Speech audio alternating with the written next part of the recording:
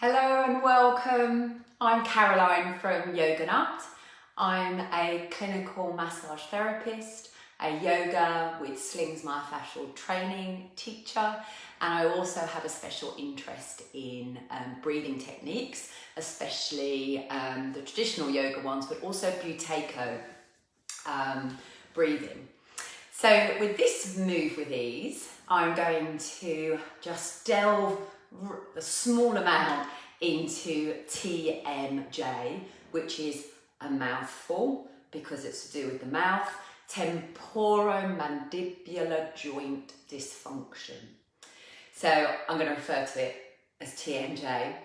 So TMJ there's a multitude of symptoms with TMJ. So from the cause being laxicity in the ligaments around the jaw, mouth clenching, so bruxism, it's known when you're asleep, when you grind your teeth. The feelings that you might get are pain and tension within the shoulders and the neck. You might get headaches or migraines, clicking or popping of the jaw. And like I said, there's a multiple of reasons.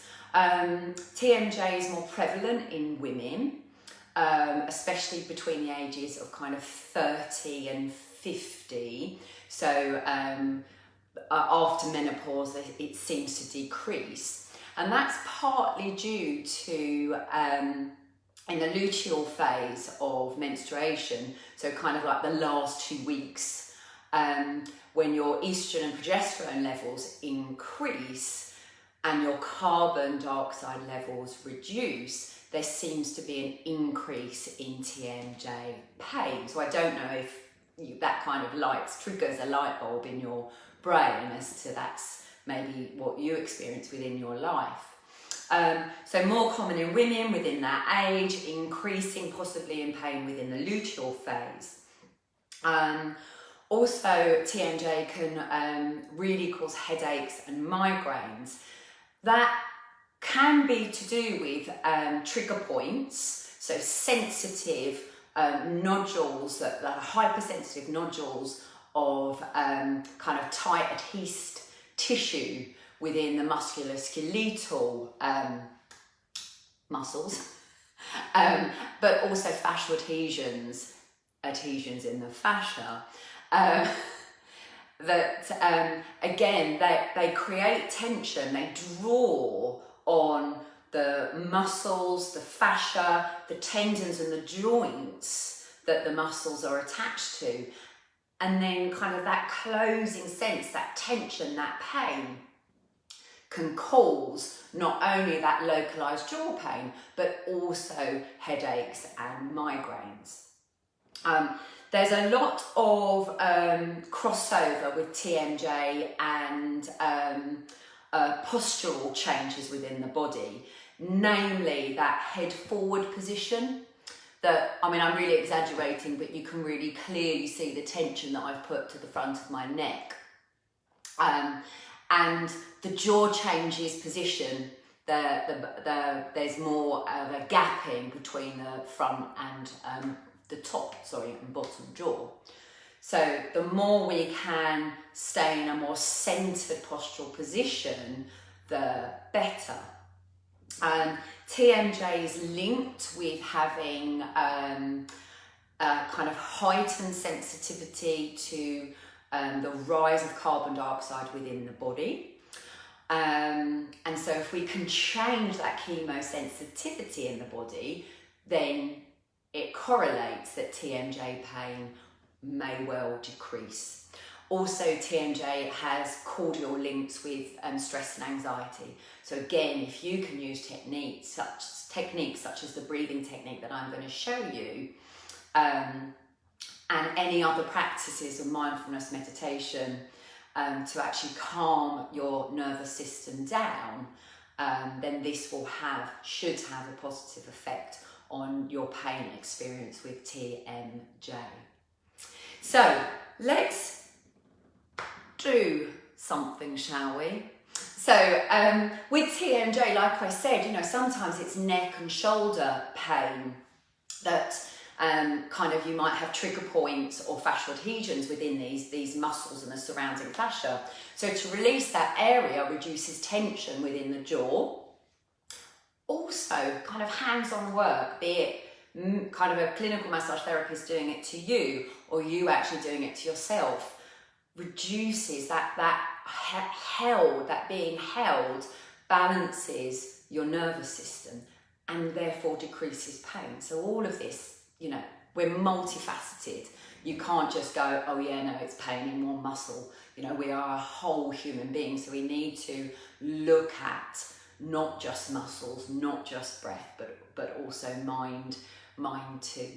So let's just take a look at this lovely muscle here, which you can just kind of pinch and grasp. It may be a bit tender. So that's part of the trapezius muscle. It's known as the upper traps. So just to protect your fingers with that pinchy grip, use the heel of the hand and your fingers and just kind of, you know, opposite hand to opposite side. Just have a little squeeze, have a feel, go kind of quite close up into where the shoulder meets the neck. Just have a nice little squeeze, and it might feel good, or actually you might go, wow, that feels really sore. So do that to the other side, just again, just that upper traps, just giving it a soft squeeze. And that kind of might be enough sometimes, just to, you know, you're focusing on an area of tension, simply sometimes by focusing it and focusing your attention and being really kind to that area. That's sometimes enough to reduce your pain. So we're going to do a very simple soft tissue release technique. You're going to grasp like that hood of the upper trapezius, just in one spot. You're going to hold that compression and then just really softly take the ear away from your hand. So it creates a stretch to the side of the neck. So you're essentially anchoring that tissue and stretching away. And then just move the hand, softly compress so you feel like you've got a little bit of a grip, but you're definitely not clenching your jaw. We do not want to be doing that with TMJ. And then you can move the ear away. And we'll just work all the way up your neck. Lovely. And you're just kind of compressing, stretching, releasing. Compress, stretch, release. Compress, stretch, release. And just do that to the other side. What you might find as you do that is that one side feels a little tender than the other. So of course that reduction in range of movement around the neck, especially neck and shoulders, can create that tension that you experience as pain within the jaw. It's not necessarily anything to do with the jaw, it's the other muscles, tendons and ligaments that connect to that area. Lovely. And then we're going to carry on having a look at this. So we've done kind of a little bit of a static stretch and hold. So we're going to do what's called an active isolated stretch, where you simply, again, we're going to use that movement. So this would be a static stretch where you're stretching one side of the neck by dropping that other ear towards the shoulder. And this is good enough. This might be enough for you to go, actually, I like that. Anything else, any other stretching tricks I might not want to do. But if you do want to do a stretching trick, you take the ear, I have just swapped sides. You take the ear towards the shoulder. You use the opposite hand. It just comes across the top of the head. You slightly apply pressure to increase the stretch, and then you bring the head back to the center. Ear to shoulder, hand softly presses down, increases stretch, release. You increase stretch, 2 seconds, release. Increase stretch, 2 seconds, release. So that feels pretty strong for me. So you don't want to be applying too much pressure. So we're all very, very different. We're going to do 10 to this side. And then of course, you might want to do that to the other side. So, you know, don't yank. You've already got kind of shoulder, neck tension. Most of us have. So this is just a soft release. So you continue to do that active isolated stretch and becoming aware of, do you know, I actually really like that movement that we've just done, or do you know what, a static stretch for me is enough. I don't necessarily want to be applying more pressure. So see what works for you. We're going to come to, let me just move my seat a bit more forward. I'm going to delve down here and just get my handy book. It's very well thumbed. We're going to look at the masseter muscle, which is found at the side of the cheek. And you can see it attaches to the bottom of the jaw. And this is the cheekbone. So what I want you to do is place your hands to your cheeks and then bite the teeth strongly together. And you'll kind of feel the masseter muscle pop up under your hands. So you don't want to do that too many times, especially if you've already got jaw tension. So we're going to kind of release the edges of the masseter muscle. So you're going to use that soft pincer grip. We're going to come here, so below the ear.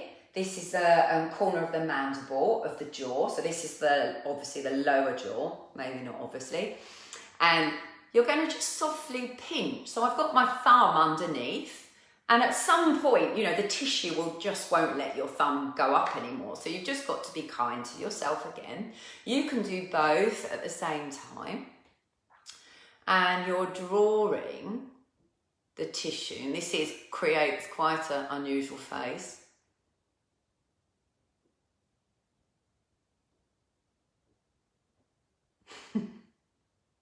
I can see myself, so it's very funny. So again, you're just using that pincer grip and you've got soft compression. So it's as though you're drawing thumb and fingertips towards one another, but obviously in between is the jawbone and the tendons of the masseter muscle. And you try not to laugh too much as you bring your fingertips towards to create that lovely shape. Can't do it too seriously. So again, just do that a few times. You might love this, and this might be something that you do regularly because it relieves tension in your jaw. So as the picture showed, the tendon comes up under the cheekbone. So again, just have a little feel. And what you're going to do with your fingertips is just lightly, really lightly, press the cheek towards the bone and come underneath. And then move your fingertips along. You can do one cheek at a time. I'm just conscious of time. So you might want to do one cheek at a time. And now, if there's a sore spot, it's likely, you can see the shape of my fingers, so it's likely going to be this finger that comes up. So you could just use that finger if you wanted to. And you feel an area of pain or tension there, hold and breathe. Breathe in and out of the nose, relax your jaw. So that's likely to be a trigger point. Those hypersensitive nodules of adhered within the musculoskeletal system. The masseter muscle in this case, because that's our focus. Lovely. So again, just coming under the cheekbone. If there's an ouchy spot, you wait and pause and you use your breath. Brilliant. So there's many more things that we can do for TMJ.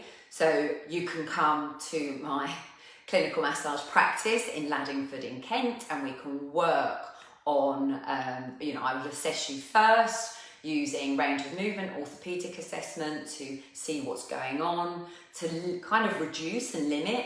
Is it something that's going on in the jaw? You feel pain there, but it might be being referred pain from the shoulder or the neck muscles, perhaps. So one of the things I said about the link with TMJ with this head forward posture. So really simply to do, if you've got a wall, just come and stand with, you want your heels against the wall. Obviously, if you've got a bigger bottom, then you might need to step the feet a little further forward. So just do kind of what suits, because I don't want you to be pushed forwards by the wall. And just stand there, so you'll feel kind of the shoulder blades against the wall, and you'll notice whether the head is away from the wall, whether the shoulders are away from the wall. So mine are away from the wall. I've got a head forward, rounded shoulder position, like many of us have. So without being too harsh on yourself, draw the shoulders back, just enough so that you don't necessarily want the shoulders touching the wall, but just that sense of the shoulder blades retracting, and so that you've got more space in the chest. And then bring the back of the head back. So just feel how different that is. And then, without moving too much, head and shoulders, just step away from the wall. Just stand and notice the difference.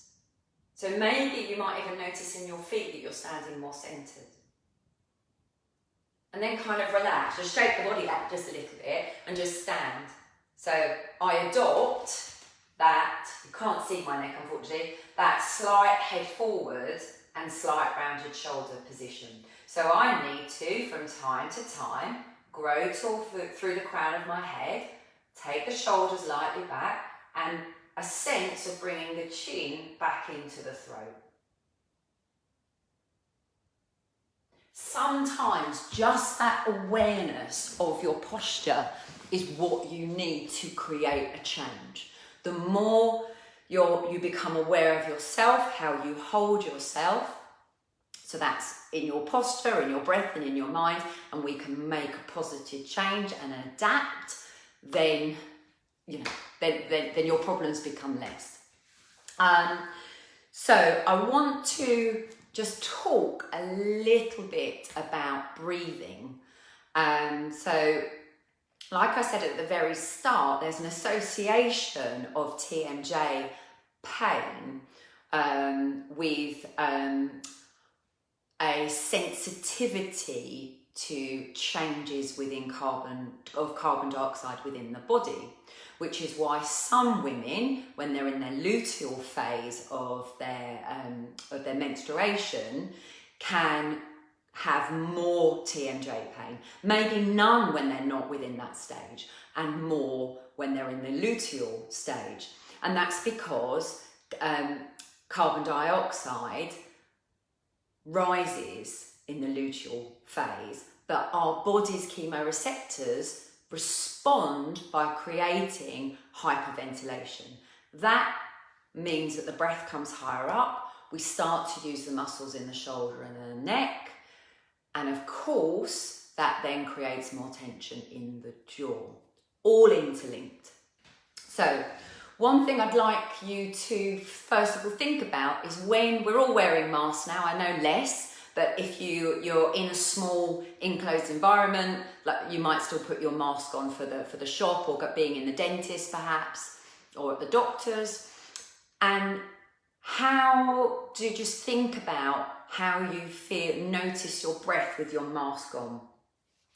For some people that are highly sensitive to fluctuations within carbon dioxide, especially rising carbon dioxide, they start to feel slightly suffocated. Just a sense of suffocation.